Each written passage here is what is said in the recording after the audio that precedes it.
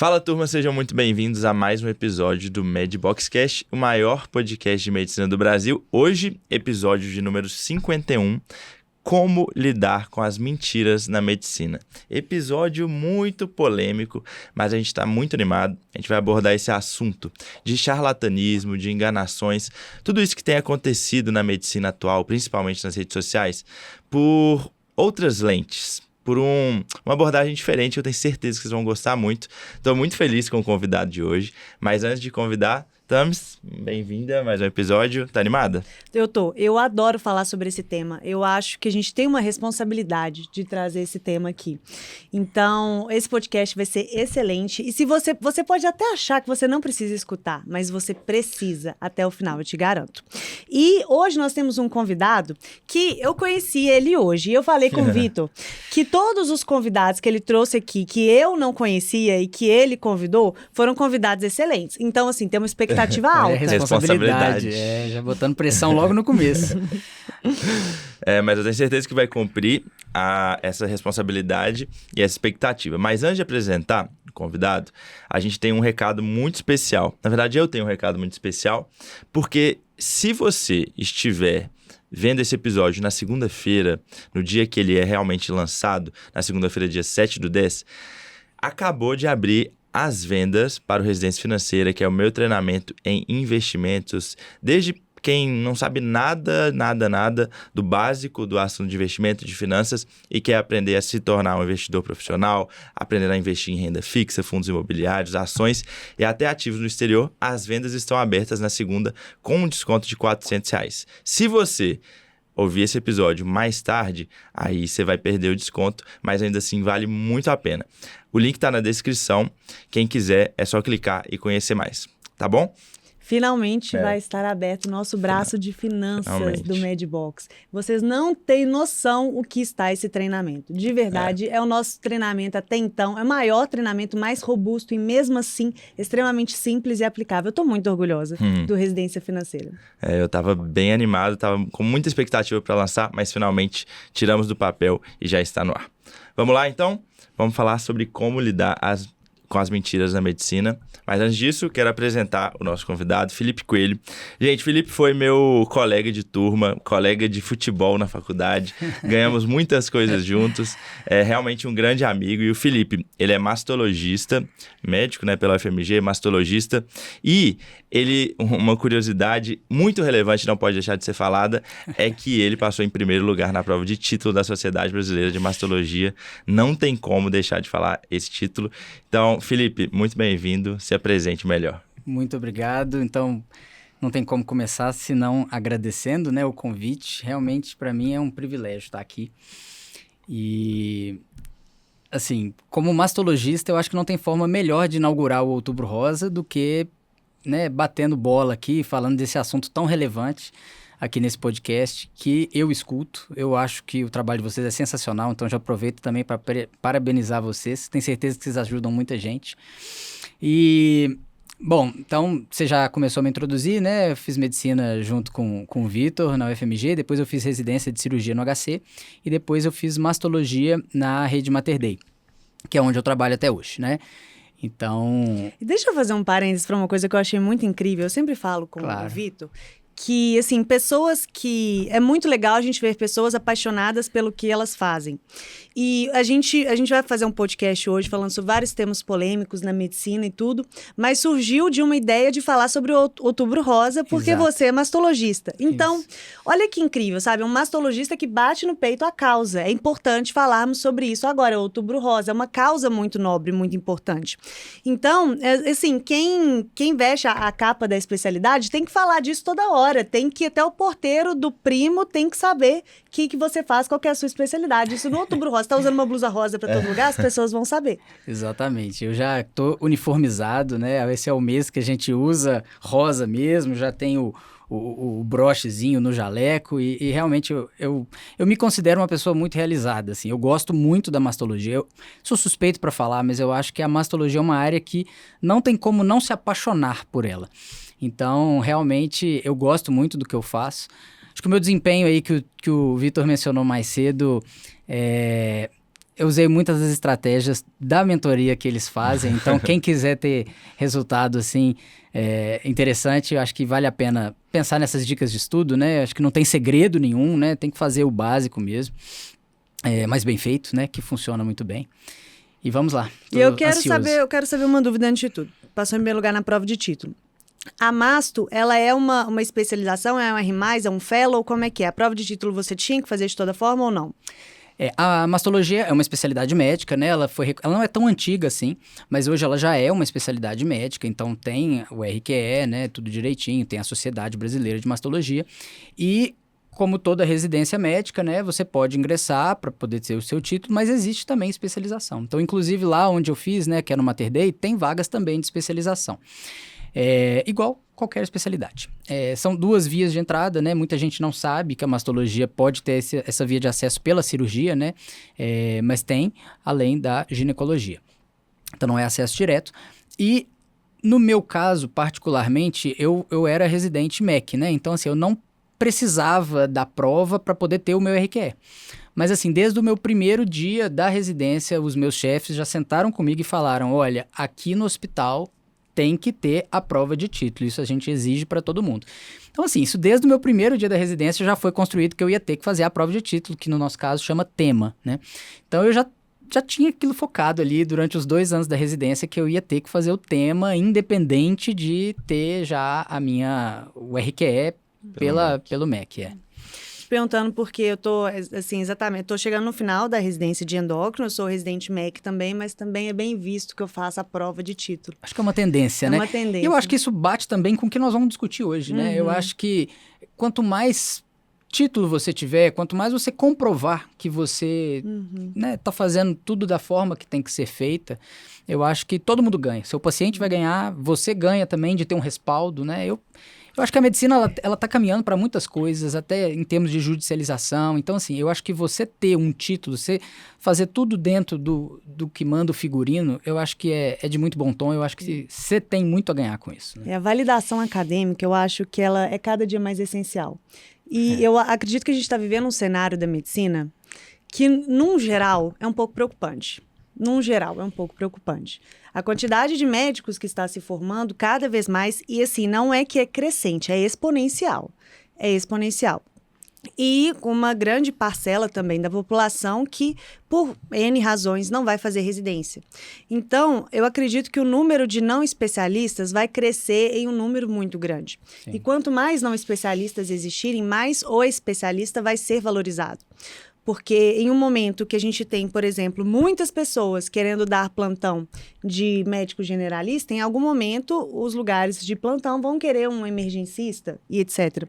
Então, eu acredito muito que cada vez mais a validação acadêmica vai ser mais valorizada. E eu queria ver assim, a sua visão da residência. Em algum momento passou pela sua cabeça não fazer? Você conhece alguém que não fez? Como é que você pensa sobre isso em relação à formação médica logo depois da faculdade? Olha, no meu caso, eu sempre pensei em fazer residência médica, né? Eu nunca me imaginei ficando muito tempo como generalista. Eu sei que não é para todo mundo, né? Isso já foi discutido aqui em outros episódios. Realmente tem circunstâncias, às vezes a pessoa não tem condição financeira, enfim, uma série de fatores que impossibilitam que ela faça a residência. Mas eu acho sim que é válido. No meu caso, sempre foi uma opção e graças a Deus eu consegui fazer tudo de uma forma muito rápida, né? Eu já fui emendando uma na outra desde que eu formei.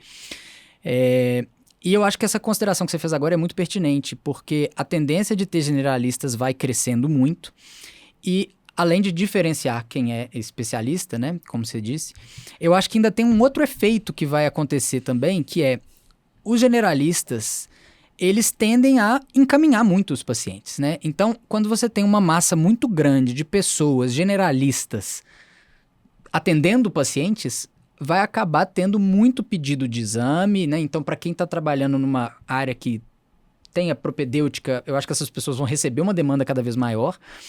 E uma vez que essas pessoas estão fazendo exames, vão surgir alterações e a pessoa que está lá atendendo às vezes vai ter alguma dúvida, não sabe como conduzir e vai encaminhar. Então, eu acho que a tendência que você falou, eu acho que ela é muito válida. Eu acho que quem se especializa vai ter um mercado promissor cada vez mais daqui para frente, né?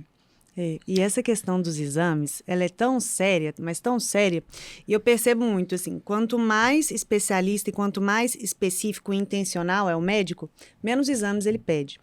E na cabeça do leigo, a gente tem um episódio que a gente fala bastante sobre isso, mas na cabeça do leigo, pedir exames e fazer exames infinitos é uma coisa maravilhosa. Nossa, tem um caderno de exames aqui, como esse médico se preocupa comigo. E, na verdade, mal sabe ele que a pessoa que fez isso, ela fez isso porque ela não sabe o que ela está fazendo. Então, na verdade, um excesso de exames é algo que faz mal, inclusive traz riscos à saúde. Não deve ser feito dessa forma. Um exame pedido sem indicação e que envolve uma alteração que não significa doença, isso causa uma preocupação, causa outro exame desnecessário. Exames não são isentos de riscos. Então, cada vez mais, isso tem que ser levado em consideração. E esses dias eu fiquei super feliz porque eu estava pesquisando no TikTok a palavra charlatanismo. Esses dias eu fiz isso.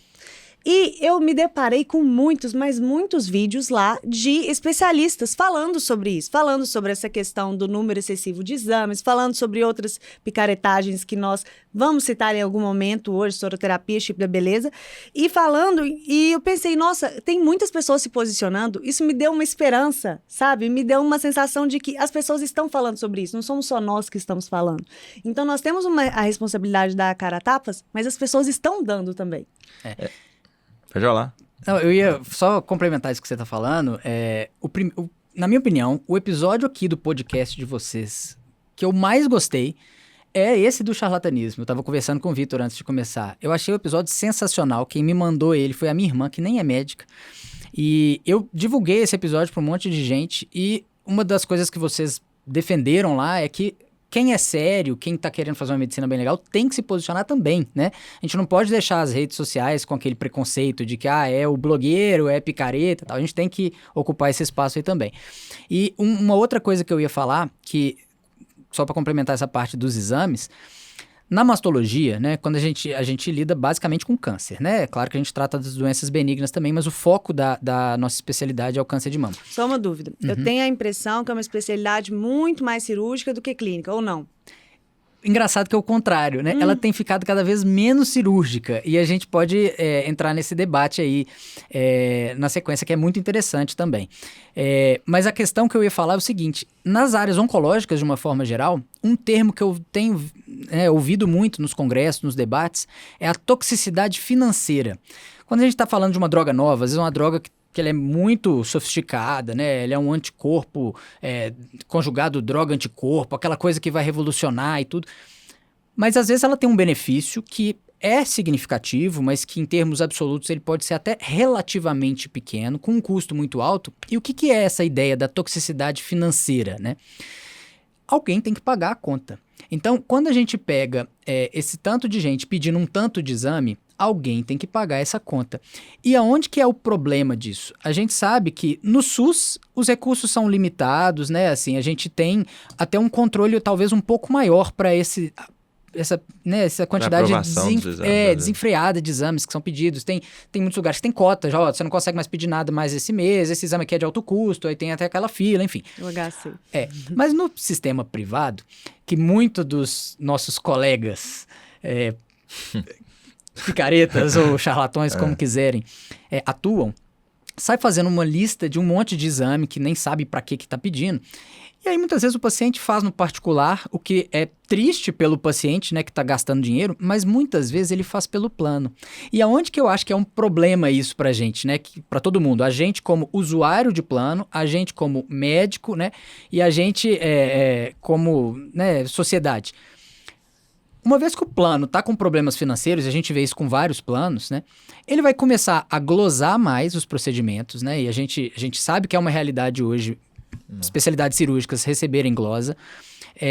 Eles vão começar a não reajustar as tabelas, porque o plano está com dificuldade financeira, ou eles vão até mesmo quebrar. Então, assim, é ruim para todo mundo. Se a gente está pedindo exame desnecessário, aquele paciente vai sofrer com isso, o médico vai sofrer com isso e o plano de saúde. E aumenta o preço dos planos também, professor. E aumenta o preço do plano. Ele vai repassar isso para alguém, né? E eu vi recentemente um pessoal falando o seguinte: o plano vai ter que repassar, senão ele vai quebrar, né?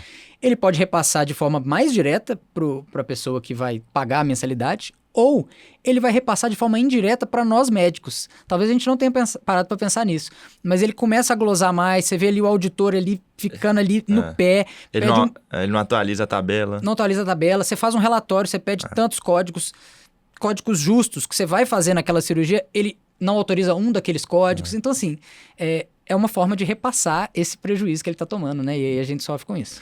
Mais uma coisa dos charlatões que eu não tinha parado para pensar ainda. E, assim, vocês falando de exames e tudo mais, é uma guerra que tem sido... Mais pessoas têm levantado essa bandeira, você viu lá no TikTok, mas é uma guerra dura, viu? É uma guerra muito dura. Por quê? Porque nós, profissionais da saúde, a gente tem essa consciência que é errado o que estão fazendo e tudo mais, a gente consegue ver estudo, a gente consegue entender todo esse raciocínio. Mas para o paciente, para o leigo, não faz tanto sentido porque não atrai tanto o que a gente fala, sabe? Não, isso não pode porque o estudo X mostrou isso, não pode. Atrai muito mais o resultado imediato, atrai muito mais a estética de quem está falando, a beleza de quem está falando, ou o sonho que o profissional vende, sabe? Então é uma guerra que tem que continuar sendo lutada, essa bandeira tem que continuar sendo levantada, e a gente tem que arrumar ferramentas para realmente prender a atenção dessa pessoa e convencer, mas não é fácil, né? E a gente conversando antes, você me falou um termo que eu fui pesquisar depois, que é o de infodemics, né? É um termo da OMS mesmo, foi a OMS que divulgou. Eu achei interessantíssimo esse termo. Fala devagar para as pessoas guardarem. Infodemics, que é infodemia, seria uma tradução mais aproximada.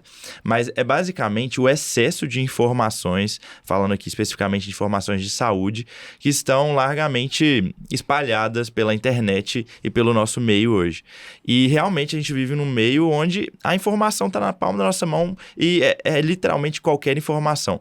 Mas saber triar e filtrar essa informação é um grande problema. Então eu fico pensando, o paciente, o leigo, na internet, quando ele se depara com aquela enxurrada de informações e de dados e de pessoas, uma falando uma coisa, outra falando outra coisa, em que ela vai acreditar e o quão prejudicial é isso, né? O quão prejudicial é para a saúde das pessoas essa enxurrada de informações. Então a gente vai tentar hoje aqui entender melhor isso, entender a psicologia por trás disso, né? E o quanto que isso é prejudicial, né, cara? Isso aí... Exatamente. Eu também descobri isso há pouco tempo, e aí eu acho que aqui eu preciso dar os créditos para quem me mostrou isso, né? A gente fez o simpósio de mastologia do Mater Dei há uma semana atrás, e aí uma das convidadas é a doutora Jordana Bessa. Ela é de São Paulo, ela trabalha lá na Redditor, e eu já seguia ela no Instagram, né? Quem quiser, inclusive, o Instagram dela é mama.humana. E ela deu uma aula sensacional sobre mitos e verdades, né, e mastologia na mídia. Foi um tema totalmente inovador, foge um pouco do que a gente tem visto no Congresso, e ela trouxe esse termo. Então, assim, igual você já mostrou aí, né, a definição da OMS, essa infodemia é esse excesso de informação. E por que ela é prejudicial, né? Por que isso pode ser danoso? E aí teve um editorial que foi publicado na revista Lancet em junho desse ano. É fácil de achar, é só digitar isso, Infodemics Eu adoro esses editoriais. Achei sensacional porque eles desmembraram, né, em 4 vertentes, né, dessa infodemia, né, se a gente pode assim dizer. Uma delas é o excesso de informação, então information overload. Então, para dar um exemplo, nos primeiros 6 meses da pandemia do Covid, foram publicados mais de 23 mil artigos só em revistas indexadas. Então, assim... É uma enxurrada, igual você falou, e é impossível absorver todas essas informações. E por que isso é ruim, assim? Mas é bom, porque a gente está tendo muito conhecimento. Mas é impossível você filtrar, você não vai conseguir estudar tudo. Então, é como se você ficasse um pouco perdido. A gente perde um pouco o foco de onde que a gente tem que procurar. Um segundo braço, né, dessa pandemia que eles falam, são 2 termos que em inglês também, né, no português eu acho que é difícil de traduzir, que é o misinformation e o disinformation. Talvez, se a gente fosse traduzir para o português, seria desinformação, né? A mesma palavra para os 2 termos. Qual que é a diferença deles, né? O misinformation é como se fosse uma informação que é falsa, mas ela é acidentalmente propagada, né? tem um exemplo clássico disso na mastologia e que tem tudo a ver com o Outubro Rosa, que eu posso falar logo daqui a pouquinho. Mas isso eu acho que assim, a gente está sujeito a isso, né? Isso faz parte do conhecimento científico. A gente vai estudando, a gente vai aprendendo e não é raro a gente ter que voltar atrás e falar, a gente vai ter que retratar daquilo que a gente inicialmente acreditava, né? Eu acho que quem não está disposto a mudar de opinião está errado, né? E faz parte do nosso aprendizado da medicina geral. Agora, o disinformation é como se fosse uma informação falsa dolosa, né? Assim, propositalmente você está difundindo aquilo ali com o objetivo de enganar aquela pessoa, né? Então, qual o viés que você tem por trás daquilo? Se você quer ganhar mais cliques, se você quer, né, ser divulgado, ou se é até um viés financeiro para vender alguma coisa... o fato é que você está propagando aquela mentira ali propositalmente. É o famoso estudos dizem que. Exatamente. Sem citar fonte. Estudos dizem que. A pessoa pegou um relato de caso que foi publicado em 1980, numa revista que nem existe mais, e, assim, que deu errado, ainda por cima, mas teve um estudo daquilo lá. E com esse número de publicações que hoje a gente tem, né? Só aqui do Covid a gente já citou que tem um número astronômico. Você vai achar um artigo que comprove o que você quiser. Porque tem grande parte dos artigos que são publicados, a qualidade desse artigo, o rigor metodológico, científico deles é muito baixo. Então você vai achar um artigo que possa... E você pode fazer um viés ali, uma interpretação ali falaciosa daqueles dados ali para vender o discurso, a narrativa que você quiser. Então tem isso mesmo. E só para fechar, o que seria o quarto ponto, né, que a gente vive aí? É aquele vácuo de informação. Porque por mais que a gente tenha muita coisa sendo publicada, a gente ainda não sabe tudo. Então essas lacunas, elas são problemáticas primeiro, porque elas abrem brecha para alguém virar e falar, né, assim, um ponto que a gente não sabe com certeza a resposta, alguém pode chegar e dar uma informação lá falando que aquilo é o correto. E um outro ponto também é que essa lacuna, ela pode causar também uma insegurança na população. No começo do Covid a gente viu isso, né? Assim, a gente não sabia muito bem como é que funcionava a doença, não sabia o que fazia para tratar. Então, assim, as pessoas pensam assim, se os médicos não estão sabendo, se surgir uma outra pessoa aqui me falando que eu tenho que fazer determinada coisa, que eu tenho que tomar determinado remédio, é melhor isso do que nada. Os médicos não sabem o que fazer. Então, essa até falta de credibilidade que os médicos acabam adquirindo com essas lacunas também é muito prejudicial e é um solo fértil para quem está querendo, né, tirar vantagem disso aí.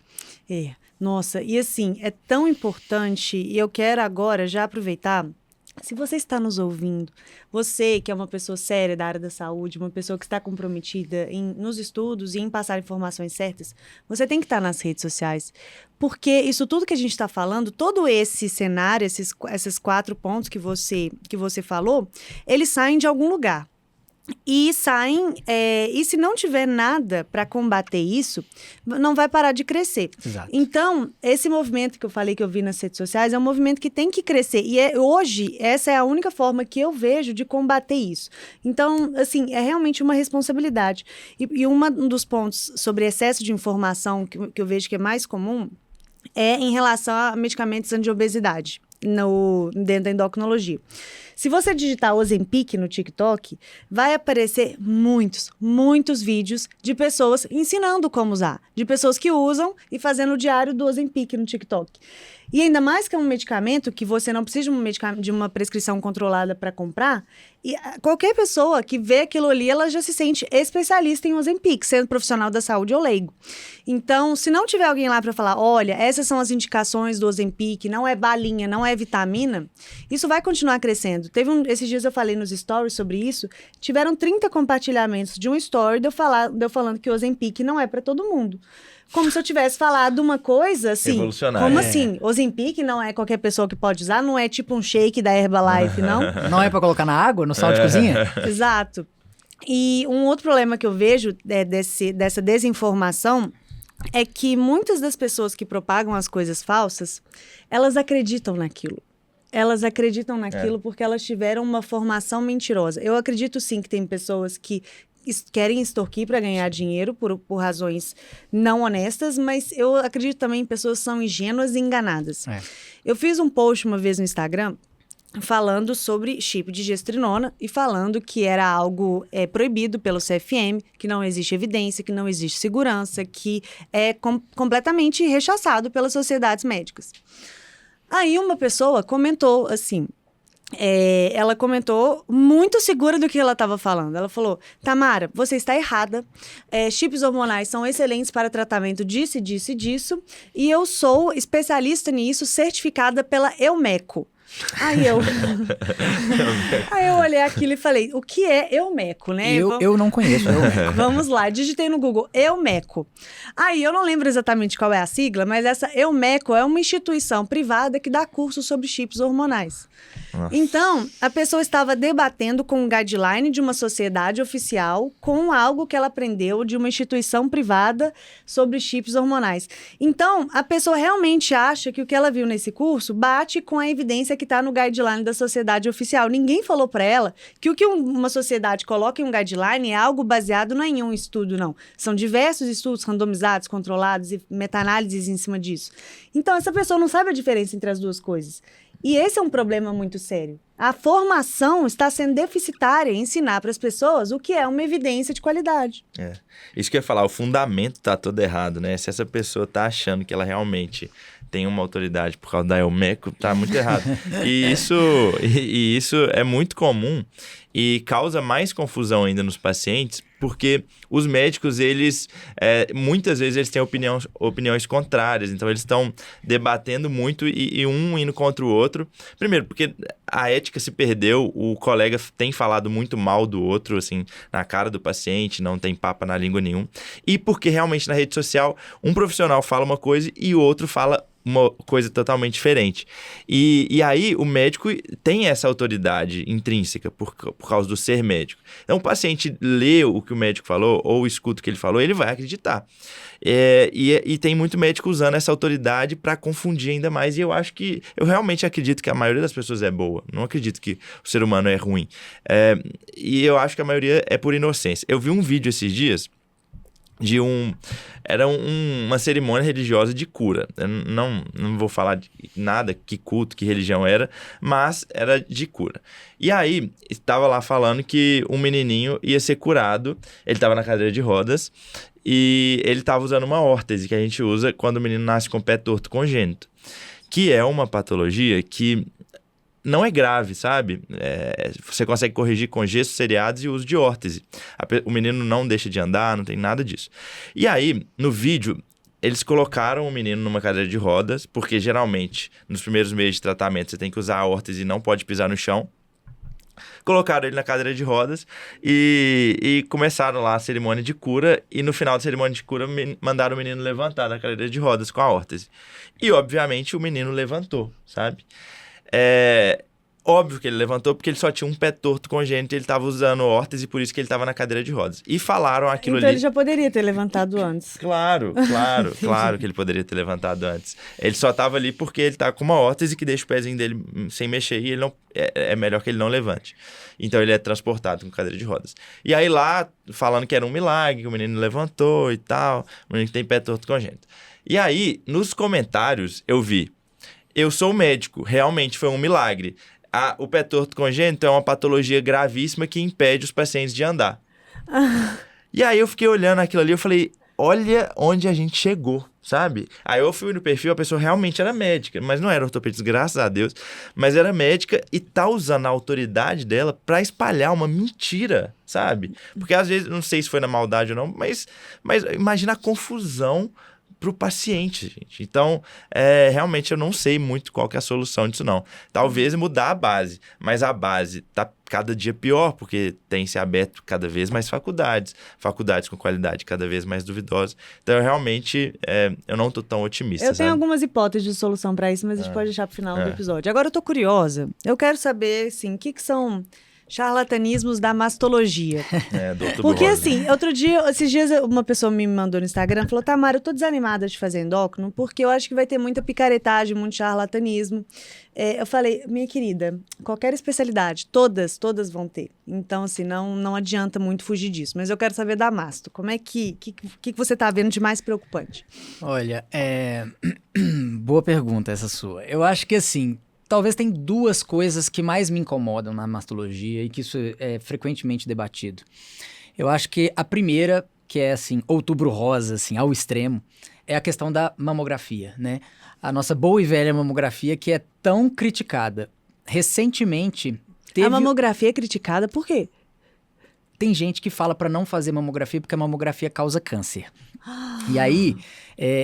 Você já tinha ouvido isso? Eu só dele me contando. Recentemente, teve um vídeo que circulou nas mídias sociais de uma médica... Aí, ó. E por incrível que pareça, radiologista, tá? Essa médica, fizeram pesquisa dela, ela tem RQE. E nesse vídeo ela fala que as mulheres não devem fazer mamografia porque a mamografia é um exame que tem radiação e a radiação causa câncer e que, portanto, a mamografia causa câncer. E aí, quando a paciente escuta isso de uma médica, né? É exatamente o que você acabou de falar, Vitor. Ela fica muito confusa. E esse vídeo circulou bastante e eu recebi 3 pacientes, assim, nas semanas seguintes, no meu consultório, que me perguntaram disso. Falou, doutor, e essa questão da mamografia causar câncer, é verdade ou é mentira? E aí dá muito trabalho para você desmentir aquilo e, né, desconstruir aquilo. Por quê? Isso que essa mulher fez, essa médica, é um sofisma, né? O que é um sofisma, para quem não sabe, né? A definição é você fazer um argumento que ele vai te levar a uma conclusão falsa, mas baseado em premissas que seguem um raciocínio lógico. Então ele aparentemente faz sentido. Charlatão, os picaretas, eles são mestres, eles dominam essa arte. Então vou falar um aqui, que é um exemplo assim anedótico, que ele é jocoso, a gente claramente percebe que ele é um sofisma. E depois eu vou mostrar como que isso não é tão fácil de ver no caso da mamografia. Se você falar assim, quem não trabalha tem muito tempo livre. E no mundo de hoje, tempo é dinheiro. Então, quem não trabalha tem muito dinheiro. Assim, é claro que é muito fácil de ver que a conclusão final está falsa. Mas na mamografia, quando você fala assim, mamografia tem radiação, radiação faz mal, logo, mamografia faz mal, isso faz muito sentido para o leigo, né? E só para deixar isso claro de uma vez por todas aqui, e vamos desmentir isso, né? É claro que a radiação ionizante causa dano no DNA. É claro que ela faz mal. Mas tudo depende da dose. O nosso organismo ele tem mecanismos de reparo. Então a gente tem uma dose de radiação que é segura. Obviamente, a dose da mamografia é uma dose segura. Então eu trouxe aqui uns números só para trazer isso de forma palpável para as pessoas. A mamografia, ela emite, né, a paciente que está recebendo aquele exame, pensando nas 4 incidências, né, que é crânio caudal e médio lateral em cada uma das 2 mamas, cerca de 0,2 milisievert, que é a unidade de radiação. E ninguém faz ideia do que é 0,2 milisievert. Então, só para trazer alguns exemplos aqui mais palpáveis. A gente recebe radiação o tempo inteiro, né? Essa radiação, ela vem... Só de você estar andando na superfície do planeta Terra, você está recebendo radiação que vem do espaço, radiação que vem de outras pessoas. Você dormir ao lado de alguém, você está recebendo radiação. Ao comer uma banana, se você olhar na internet, está cheio de gente falando quanto de radiação você recebe ao comer uma banana. E no avião, quando você anda de avião, você recebe radiação. Então, se você pegar um voo longo, a cada 1 hora de um voo de longa duração, você recebe aproximadamente 0,004 milisievert de radiação. Então, se você pegar um voo de 10 horas para ir e 10 horas para voltar, você vai receber no total dessa sua viagem 0,08 milisievert. Isso é 40% da dose da mamografia. Então, assim, só para ter uma noção de escala de grandeza, né?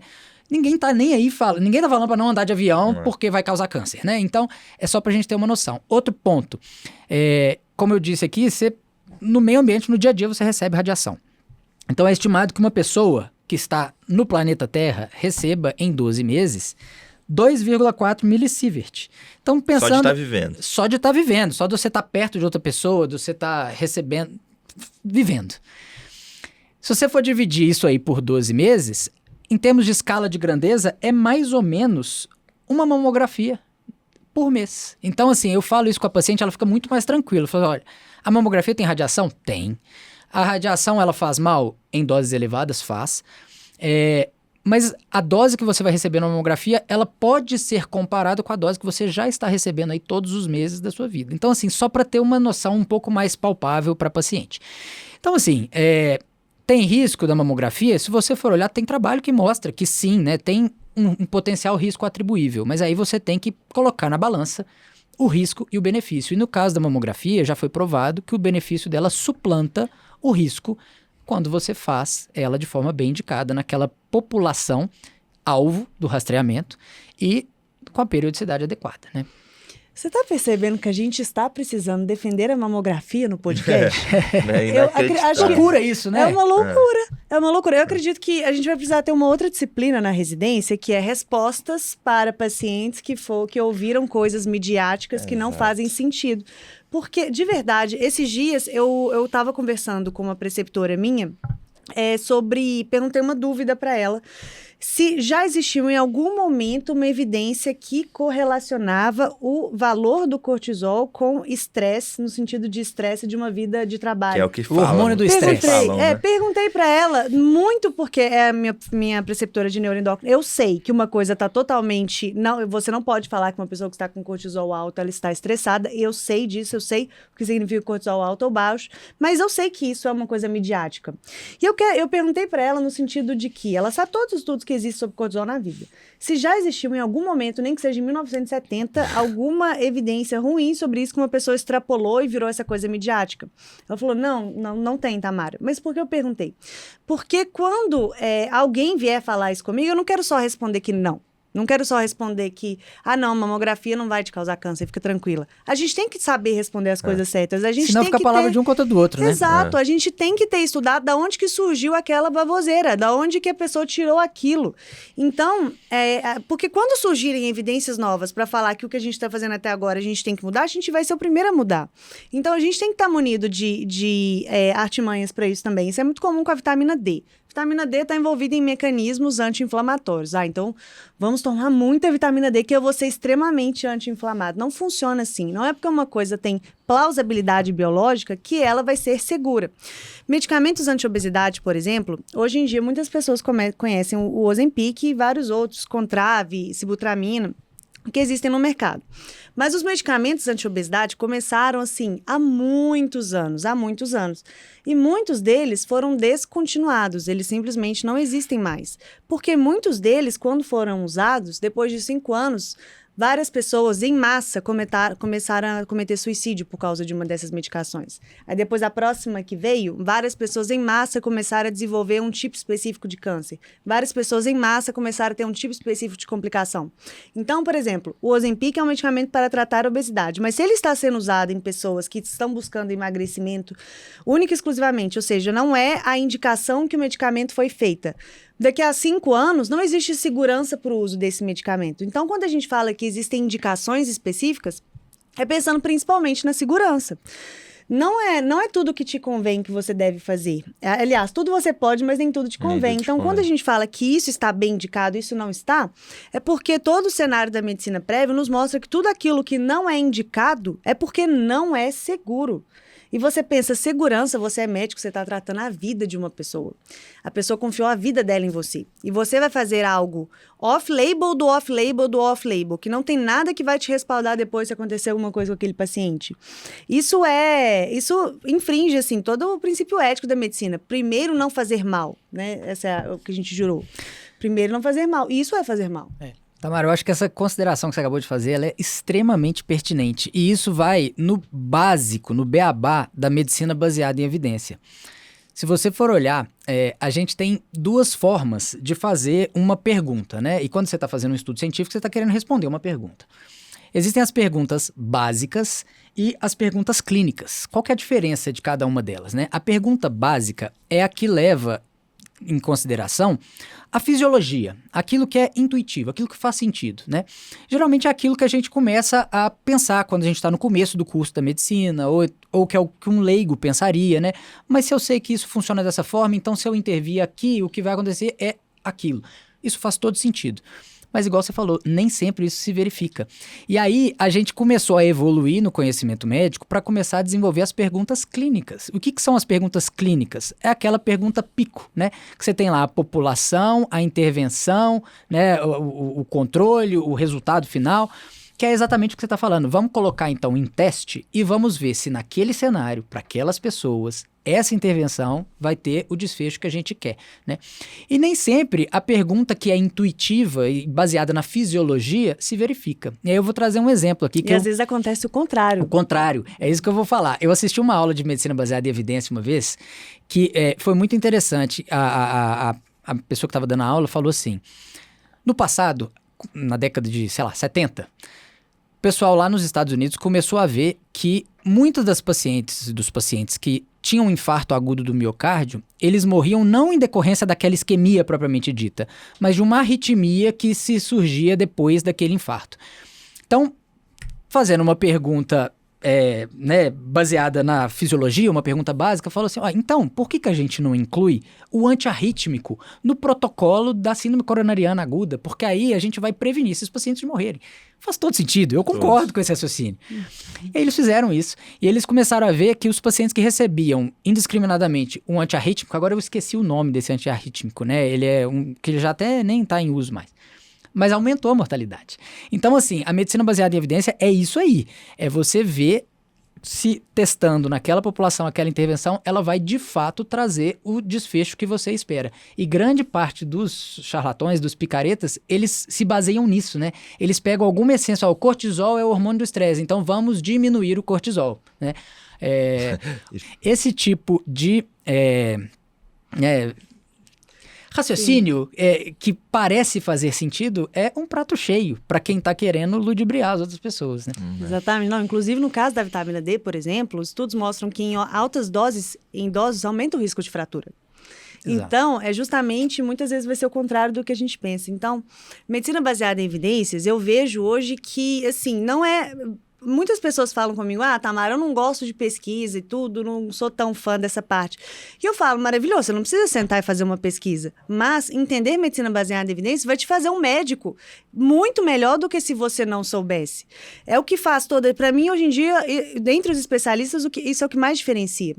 Porque, por exemplo, se eu vou tratar um paciente e eu tenho várias opções de medicamentos para ele que estão validados e eu posso escolher mais de uma opção. Mas se é um paciente que tem alto risco cardiovascular e eu sei que uma dessas medicações diminui o risco cardiovascular, ou seja, dá anos de vida potenciais para o meu paciente. E eu sei disso, é óbvio que eu vou escolher aquela. Então, te faz, sim, ser um médico muito além de bom, te faz ser um médico excelente, estratégico e que, de fato, está pensando no longo prazo do paciente. Então, eu vejo hoje como medicina baseada em evidência, você entender aquilo que você está prescrevendo, no que aquilo foi baseado, é o que faz toda a diferença. Com certeza. Eu fiquei curioso para saber qual que é a outra mentira, além da mamografia. O papo tá bom, né? A gente vai indo para um caminho.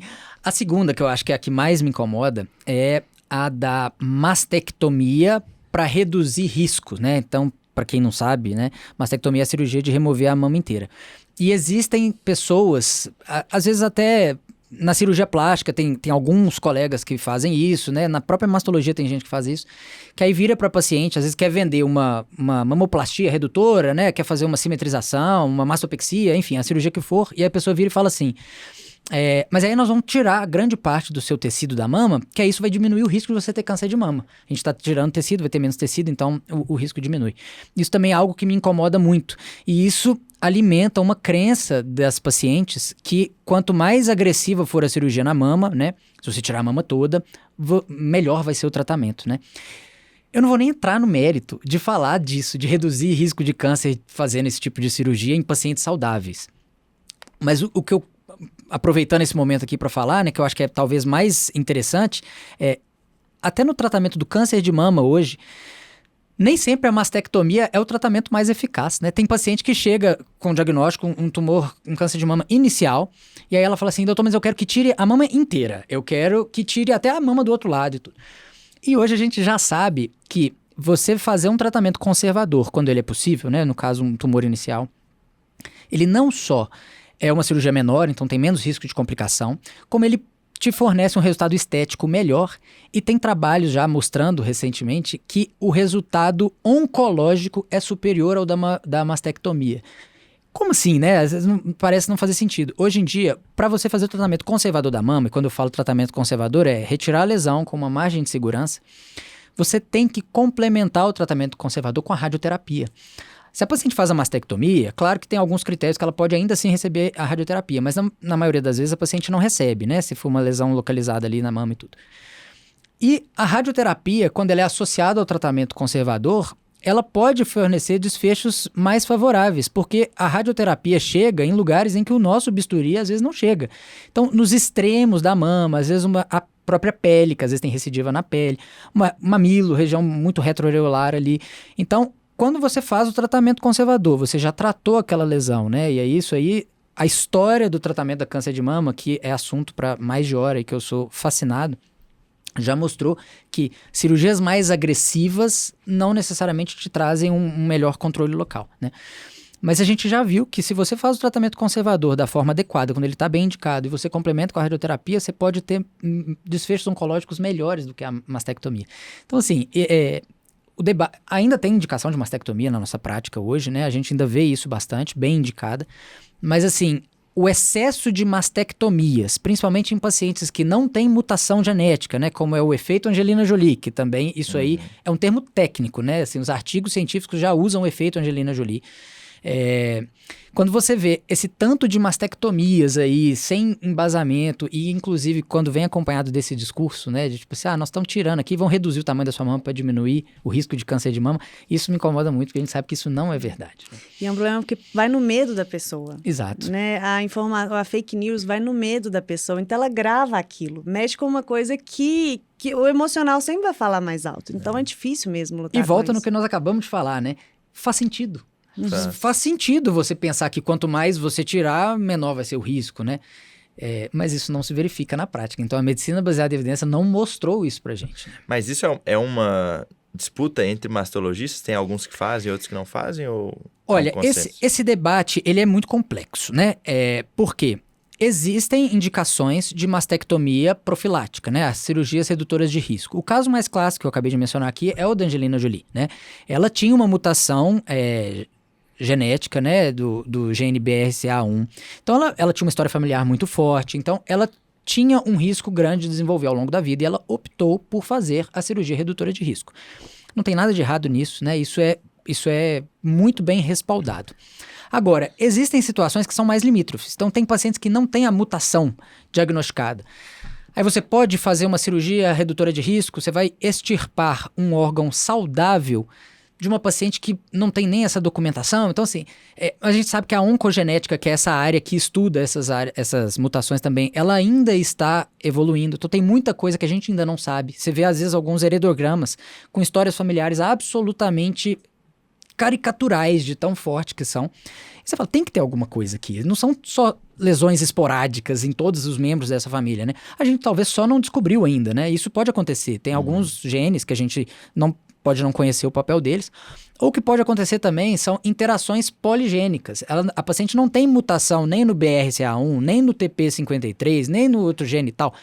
Mas a interação entre esses genes, a gente ainda não tem instrumento para medir isso, pode determinar aquele fenótipo, né? Então, em alguns casos, cabe essa individualização, né? Então, não estou recriminando de forma alguma, né? Inclusive, eu estou com um caso, discuti recentemente lá na equipe, uma paciente que tem uma variante de significado incerto, não sabe se é ou se não é, a paciente quer fazer cirurgia do outro lado, então nós estamos decidindo ainda o que vai ser feito com ela, né? Junto com ela.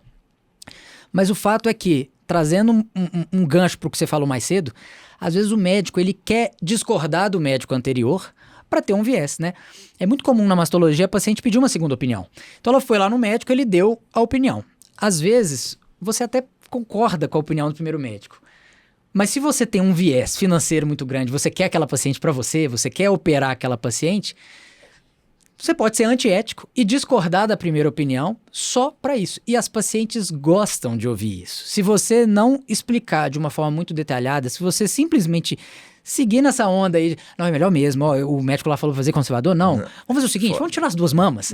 Que aí a gente já resolve isso de uma vez, né? E assim, e aqui é assunto para mais de hora, né? Assim, todas as implicações e todos os problemas que pode ter de seguir por esse caminho. Eu tô achando interessantíssimo esse assunto. E um ponto importante que a gente falou de gene P53, falamos de polimorfismos, parece coisa que cai na prova de residência. Isso cai demais, né? Eu tô sensacional nos ganchos. E a gente precisa puxar esse gancho, porque quando a gente fala de prova de residência, não tem como a gente não falar do Medcoff. O Medcoff, então, que é o nosso patrocinador, que a gente tem muito orgulho, que é a maior plataforma hoje dentro da medicina para cursinhos para prova de residência. Então, você que já começou a planejar o seu ano que vem, vai começar a estudar para o R1 no ano que que vem está no 5º, no 6º ano, ou você que vai fazer prova para o R+, de especialidade. Então, a masto, por exemplo, é uma subespecialidade da cirurgia ou da ginecologia. Então, o Medcoff é o melhor lugar que vai te dar o suporte para isso, de aulas, de questões, e definitivamente a plataforma que a gente indica, temos cupom de desconto que é o Medbox. Eu ia até te perguntar qual método de estudo você tinha mais usado durante seu estudo para a prova. Qual que foi? Assim, na verdade, eu usei vários métodos, né? Eu acho que a minha residência foi muito boa, e aí eu vou puxar a sardinha para minha brasa mesmo. Eu acho que a residência lá, ela tem uma carga teórica muito boa. São reuniões semanais, multidisciplinares. O residente é que apresenta a aula. Então, você tem lá profissionais de gabarito nacional, da mastologia, da oncologia, da radioterapia, todos eles, da cirurgia plástica, todos eles lá no auditório do hospital, escutando o residente apresentar o caso e apresentar o artigo. Então, assim, eu acho que eu já saí na vantagem por causa disso. Eu tenho que agradecer muito o ambiente em que eu estava, que de fato era muito propulsor. Os meus mestres, eu acho que foram muito bons, assim, eu fazia muitos GDs toda semana, tinha aula e tal, então isso me ajudou na bagagem teórica. Agora, em termos de metodologias de estudo, eu fiz um pouquinho de cada, né? Então, eu gosto de fazer resumo, então eu fazia os meus resumos. Eu assisti a aula, tem um cursinho que é da própria Sociedade Brasileira de Mastologia, né, preparatório para a prova do tema, então eu fiz a inscrição nesse cursinho e aí eu aprendi lá, né, assistindo a aula, que eu acho que isso ajuda. Eu fiz flashcard, eu gosto de flashcard, então assim, aqueles assuntos que são mais decorebas mesmo, né, essas picuinhas que caem muito em prova de residência e cai também na prova de título, eu fiz uns flashcardzinhos e aí eu ia memorizando. Então, acho que não tem um segredo, né? Não tem... É tempo de estudo mesmo, dedicação. Eu já vi você falando que, assim, é fazer pequenas coisas e você vai somando elas ali todo dia e o efeito final é grande. Eu acho que no meu caso foi um pouco disso. Não tem fórmula mágica, né? Eu acho que não tem uma receita milagrosa. Verdade, show. E também temos que falar da 4Doctor, que é o nosso outro apoiador. 4Doctor, que é a maior contabilidade médica do Brasil. E, a gente está cansado de falar o tanto que eles nos ajudam até hoje. Somos clientes, somos skin in the game com a 4Doctor. E a 4Doctor realmente abraça quem forma, abraça quem já está no mercado de trabalho e quer mudar e quer fazer diferente em relação à contabilidade.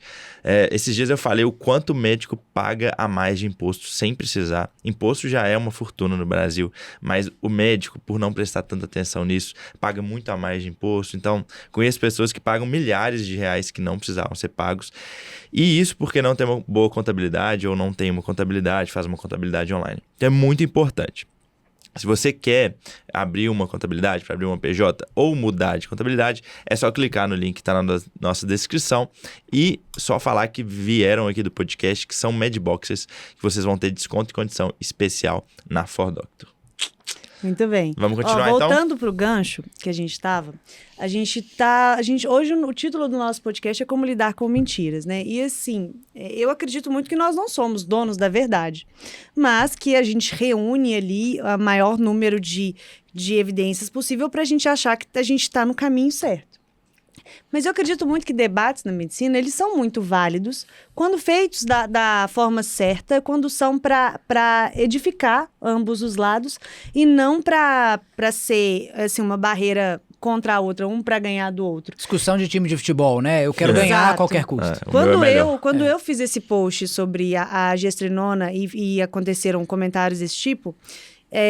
foram todos respondidos e no fim das contas estava muito claro assim, tudo que eu falei, mas eu decidi naquele momento que eu continuaria conscientizando as pessoas e falaria pelo menos toda semana alguma coisa para as pessoas entenderem em relação à minha área da endocrinologia, mas que eu não ia mais bater de frente, que eu não ia apontar o dedo para pessoas e falar, você está fazendo práticas erradas.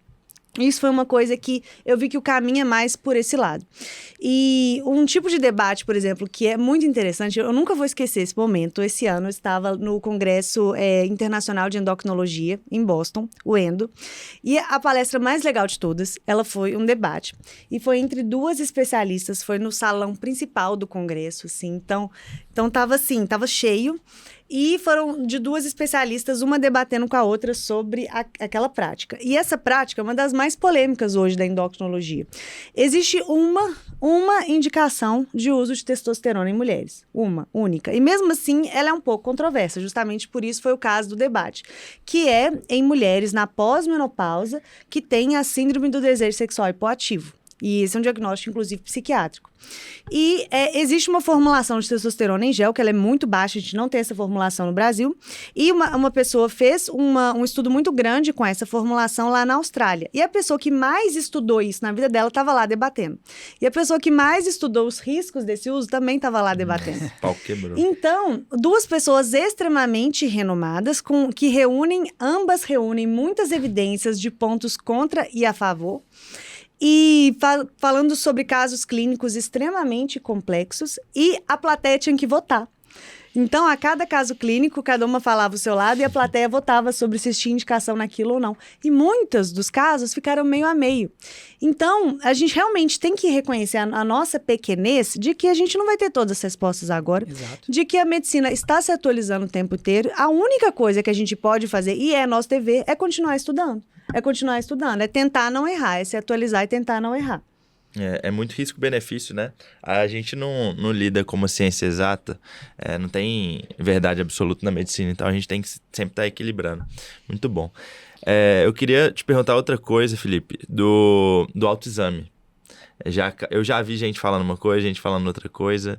O que você acha disso? Acha não, né? O que você estuda disso? Foi muito oportuno você ter trazido isso, porque esse é o assunto que eu fiquei devendo desde o começo do podcast. Quando eu falei lá que eu estava falando do misinformation, né, que é aquela propagação acidental de uma informação falsa, o exemplo que eu queria trazer é o do autoexame. O autoexame até hoje ainda tem polêmica. Tem gente que fala que no Outubro Rosa o pessoal, né, divulga que a paciente tem que fazer o autoexame. Passa na televisão isso. Passa na televisão. Então vamos lá. Não, passa na televisão, tem cartaz. Tem na Araújo, você já viu isso na Araújo? Não.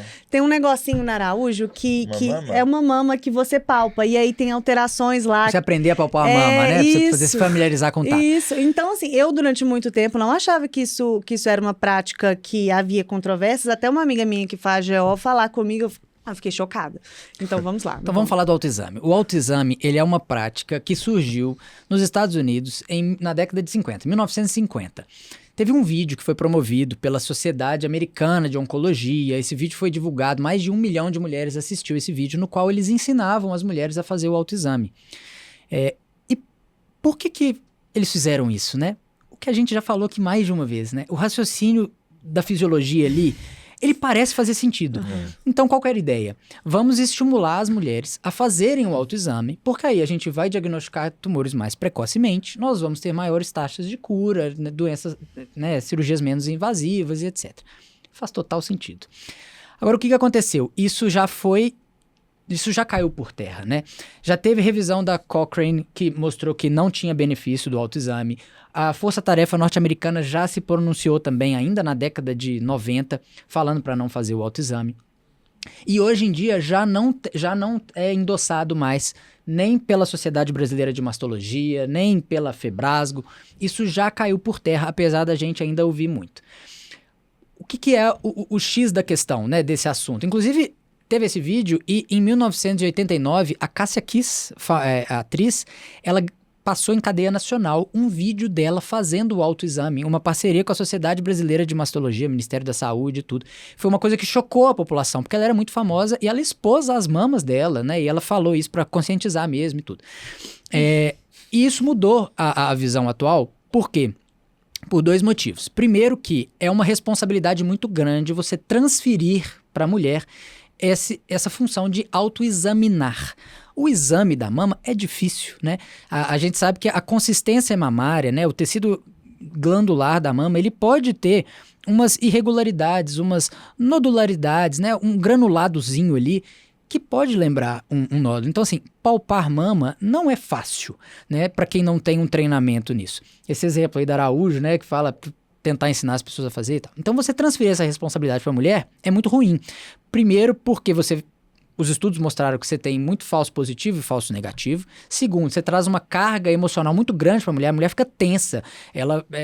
Você gera uma cancerofobia naquela paciente muito grande.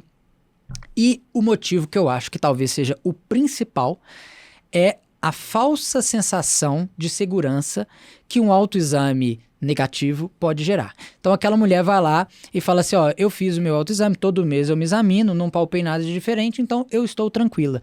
E às vezes a mulher deixa de fazer a mamografia, que é o exame que de fato tem comprovação com aumento de sobrevida, porque ela não está sentindo nada de alterado na mama dela. Então isso é muito complicado e é por isso que a recomendação do autoexame já não é mais recomendada. Mas como assim? Se a mulher não tiver uma alteração, não tem que procurar um mastologista? Tem. Qual que é o termo que mudou e que agora tem sido difundido? É o autoconhecimento. Primeira vez que eu ouvi isso, eu falei, isso aí é joguinho de palavra, né? Trocou 6 por meia dúzia. Mas não é. Porque o termo examinar, isso é uma incumbência do médico, né? Agora, a mulher, ela deve conhecer o próprio corpo. Ela deve ser estimulada a se tocar. Mas não com um ritual, igual foi ensinado na década de 50 nos Estados Unidos, que ela tem que ir lá na frente do espelho, fazer a inspeção estática, dinâmica, depois ela tem que ir lá e palpar todas as áreas da mama para ver se ela, né, identifica algum caroço. Mas ela deve fazer isso no dia a dia, nos momentos oportunos. Então, quando ela vai tomar o banho, quando ela está trocando de roupa, quando ela está com o marido dela. Então, esses são momentos em que a mulher vai conhecer o corpo dela e ela deve ser orientada, obviamente, se ela perceber alguma alteração, que ela deve procurar uma ajuda precocemente. Então, esse autoconhecimento é o que a gente mais recomenda atualmente. Então, da mesma forma que se você perceber uma pinta estranha no seu braço, você não vai procurar um dermatologista, né? Então, é mais ou menos nesse sentido, né? E aí, assim, só para fechar, assim, trazendo para a parte do Outubro Rosa, né? Já que a gente está falando de mamografia e de autoexame, o que nós temos de recomendação, né? Formal. Rastreamento para mulheres de risco habitual, ou seja, as mulheres que não têm nenhum fator que aumente o risco dela, é a mamografia. Ponto. Esse foi o único exame que mostrou ganho de sobrevida na população de risco habitual. É claro que o rastreamento hoje ele é individualizado, tem algumas estratégias que podem ser alteradas. Só explica para quem às vezes não é tão familiarizado com o termo, o que é esse risco habitual? O risco habitual, a forma mais fácil de falar o que é falar que é quem não é de alto risco. Então, assim, alto risco são aquelas mulheres que têm alguma mutação conhecida, como a gente citou aqui o caso da Angelina Jolie, uma paciente que tem uma história familiar muito forte, aí fizeram o teste, viu que tem um gene alterado com predisposição para o câncer de mama. Uma mulher que já fez um tratamento, por exemplo, com radioterapia na região do tórax, então alguém que fez um tratamento para linfoma, né, ali na região de mediastino, essas pacientes podem ter mais risco de desenvolver câncer de mama. Pacientes que têm uma história familiar muito forte, pacientes que já tiveram alterações proliferativas, principalmente com atipia na mama. Então, assim, ela teve um nódulo, aí foi lá, fez uma biópsia, veio benigno, mas tem determinadas alterações que, mesmo sendo benignas, elas são lesões marcadoras de risco. Então, tem uma série de critérios. E aí é impossível de falar isso assim de uma forma genérica, fica muito maçante mesmo. Só uma dúvida. Quando é que vocês consideram história familiar positiva? Mãe, irmã e avó? A gente fala principalmente parente de primeiro grau, né? E principalmente em idades mais jovens. Então não tem um consenso assim, o critério é esse. Tem calculadoras que ajudam a gente a calcular esse risco, né? Então, quando você vê uma história que chama atenção ali, você pode preencher aqueles cálculos que aí ele te fala o risco vitalício daquela paciente desenvolver câncer de mama. Então, se for acima de 20%, a gente considera como alto risco. Mas, principalmente, mãe, filha, irmã, até avó, né? Tias... e principalmente quando a idade abaixo de 50 anos, né? Na pré-menopausa, isso chama mais atenção. Caso de câncer em homem na família também, né, em parente de primeiro grau, também é algo que chama mais a nossa atenção.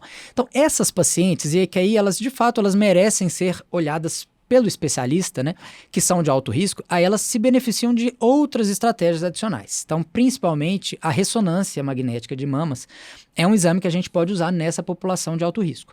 Agora, o risco habitual, que é as mulheres, né, que não se encaixam nesses critérios. O único exame é a mamografia de fato. E aí, qual que é a recomendação? Para quem vai fazer prova de residência, isso também cai na prova de residência, né? Para quem vai orientar a mãe, tia, avó, nós todos temos o dever de falar se nós não estamos na idade de fazer, nosso dever agora é falar com as pessoas que estão à nossa volta. Então, anota. Exatamente. Outubro Rosa, gente, tem que estimular. E também para quem é médico e que é generalista, né? Às vezes a pessoa que está lá como clínico geral, às vezes o médico da família e comunidade lá no posto, o ginecologista, grande parte das mulheres de risco habitual, elas fazem o segmento com o ginecologista. Se tem alguma coisa alterada, que ele manda para o mastologista. Então, assim, essas pessoas têm que saber. E aí a gente tem duas correntes, né? A gente tem a recomendação do Ministério da Saúde, que é baseado nas recomendações do INCA, que aí é mamografia de 2 em 2 anos, dos 50 aos 69 anos.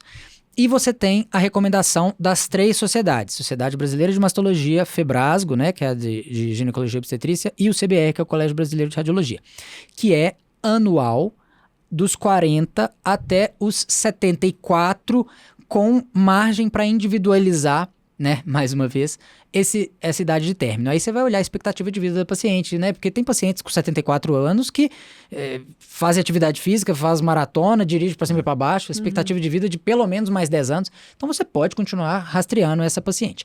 Então tem essa divergência. Quem que tá certo, quem que tá errado? Não é nem uma questão de certo ou errado. A gente sabe que essa periodicidade, essa data de início e de término do SUS, né, que é a recomendação do Ministério da Saúde, ela é baseada principalmente em racionalizar os recursos, né? Porque se você for pegar uma periodicidade ótima e uma faixa etária ótima em que você vai estar salvando o maior número de vidas por exame realizado, de fato, esse intervalo ele é bem interessante. Mas a gente sabe que tem muitos diagnósticos que são fora dessa faixa etária. Então, tem muita mulher com menos de 50 anos com diagnóstico de câncer de mama. Então, fora da faixa etária preconizado do rastreamento do Ministério da Saúde. Então, é por isso que a gente tem essa indicação das outras sociedades. Na minha prática, eu faço, né, eu pratico a mamografia anual a partir dos 40 anos.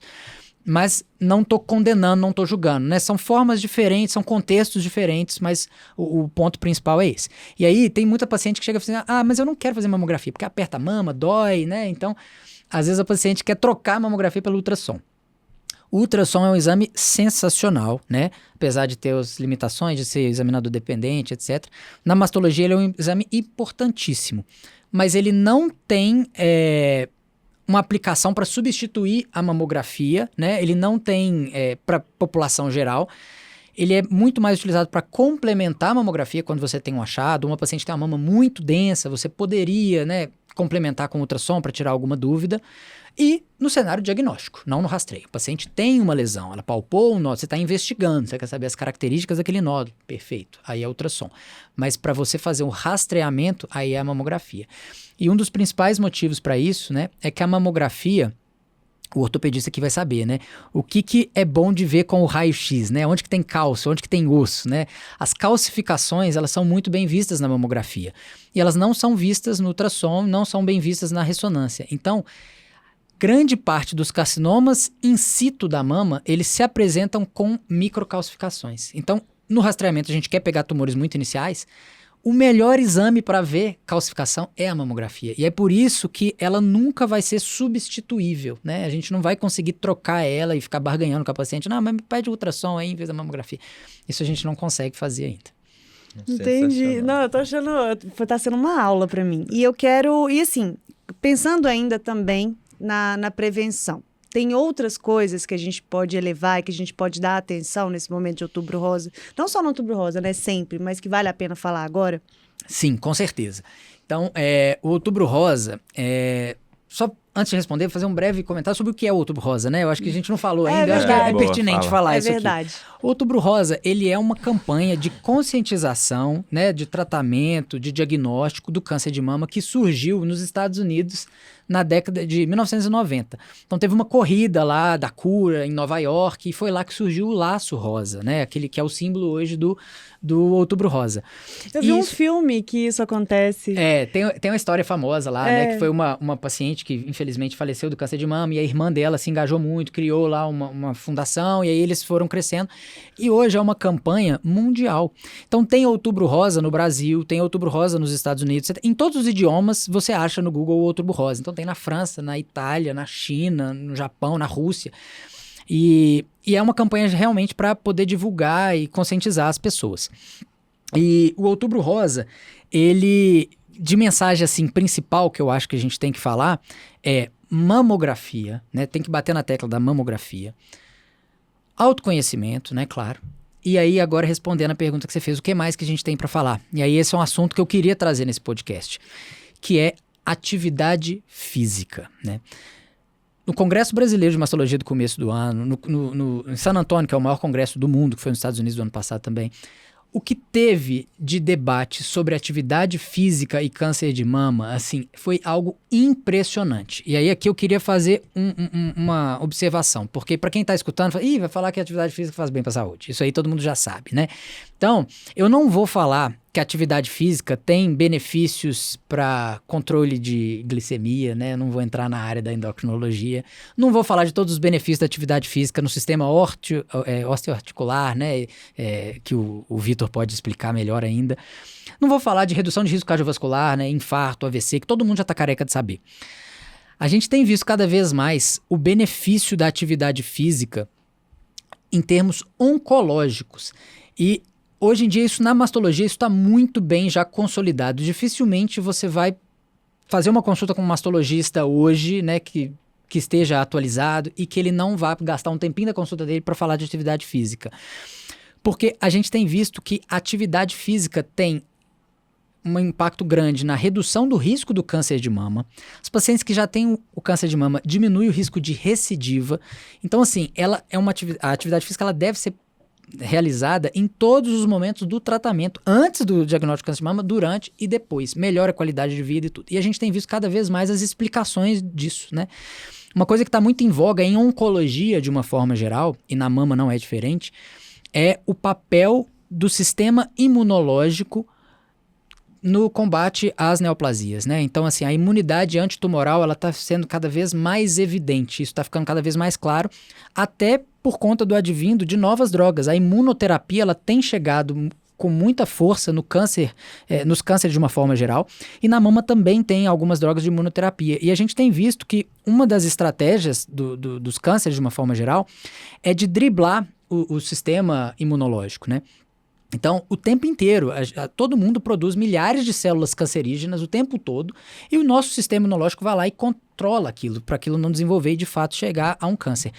E essas drogas, muitas vezes, elas destravam a imunidade antitumoral que estava bloqueada pelo câncer e isso reativa. E a gente sabe dos benefícios que a atividade física tem no organismo de uma forma geral, né? E com a imunidade não é diferente. A gente vê casos de pacientes com HIV, né? Que às vezes eles estão susceptíveis a neoplasias que pessoas imunocompetentes não estariam. Então, assim, cada vez mais a gente vê essa importância. Então, tem explicação, tem plausibilidade biológica para o que a gente tem visto.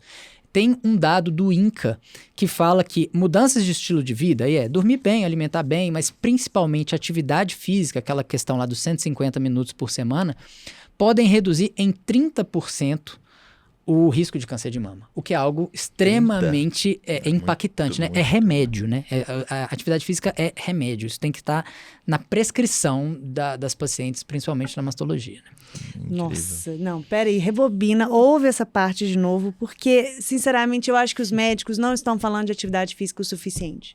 Não estão. Não estão A classe médica está errando nisso, porque com frequência eu vejo, assim, eu acho maravilhoso essa questão do câncer de mama, eu acho que a gente tem que falar mais sobre isso, mas quando você falando da sua área, eu falando da minha, não são poucos estudos que mostram o quanto a atividade física ganha em riscos do longo prazo.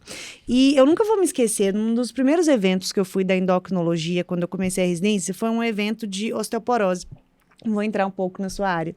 Que foi um evento de osteoporose, então tiveram várias aulas sobre tratamentos da osteoporose e uma das pessoas que apresentou a aula mostrou um estudo que comparou o treinamento de força resistido com o tratamento, com o medicamento mesmo para osteoporose em um grupo específico de pessoas.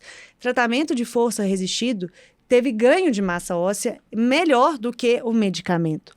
Por que todas as prescrições de alendronato, de ácido zoledrônico, não tem lá escrito treinamento resistido 3 vezes por semana? Por quê? Porque a informação está aí. Por que a gente não está falando disso o tempo todo? Então, eu percebo, isso é uma coisa que me causa uma indignação. E quando eu observo isso, já me causou uma indignação muitas vezes, quando eu atendo um paciente e eu percebo que eu sou a primeira pessoa que está falando de atividade física com ele. Isso é algo que a gente também tem que olhar um pouco para a classe médica, e cada um tem que olhar um pouco para dentro, porque também tem muitos médicos sedentários. Exato. Também tem muitos profissionais da área da saúde que não estão praticando atividade física como deveriam.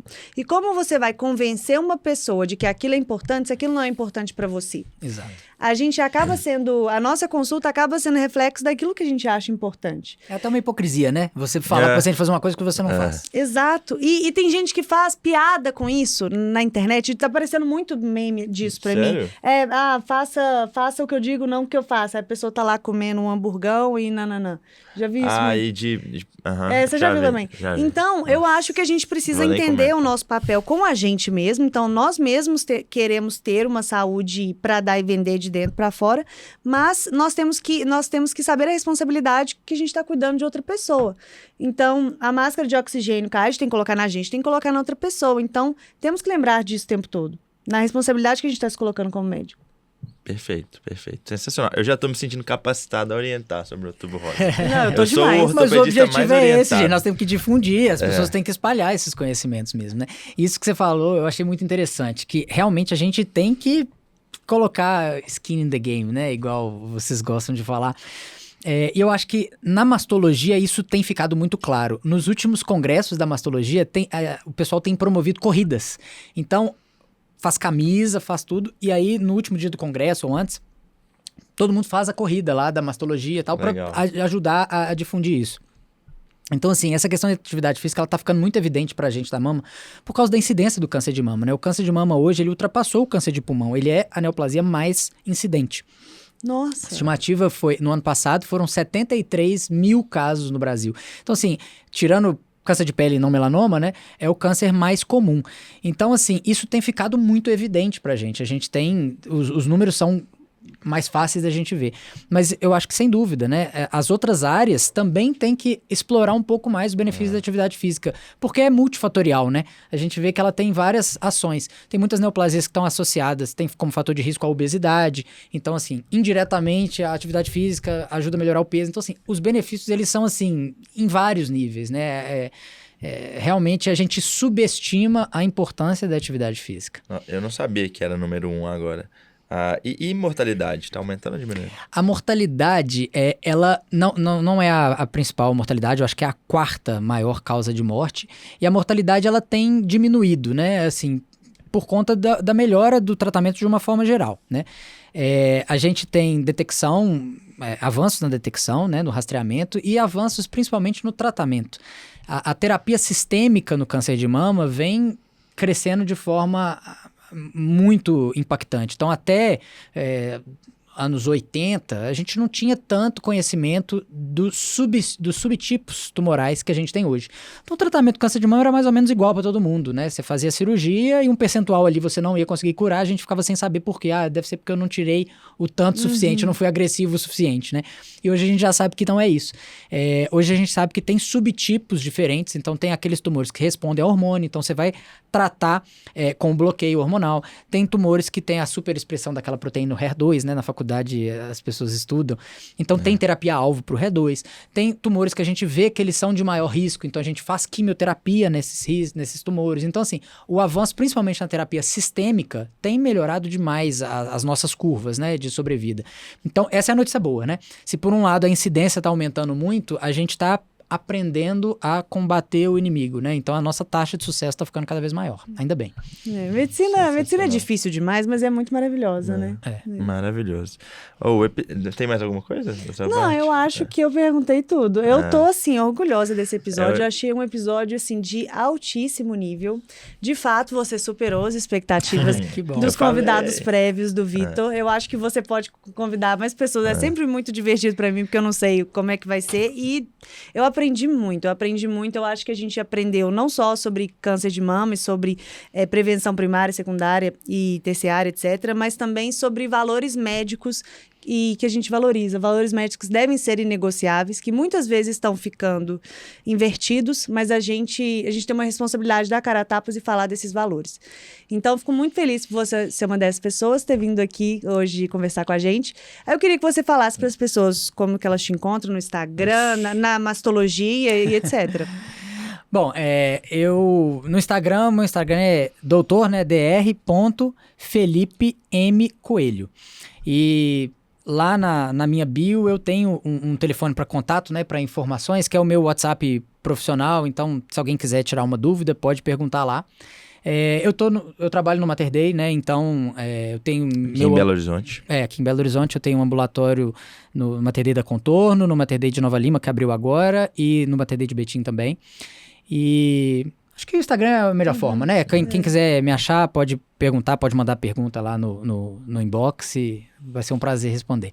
E agradeço mais uma vez o convite, né? Fico feliz, eu também adorei esse podcast, foi a minha primeira experiência em podcasts. Parece que bom, assim, é de casa. Que bom que eu consegui transferir a pressão pro próximo convidado do Vitor Cunha, né? Fica pra ele manter essa expectativa aí.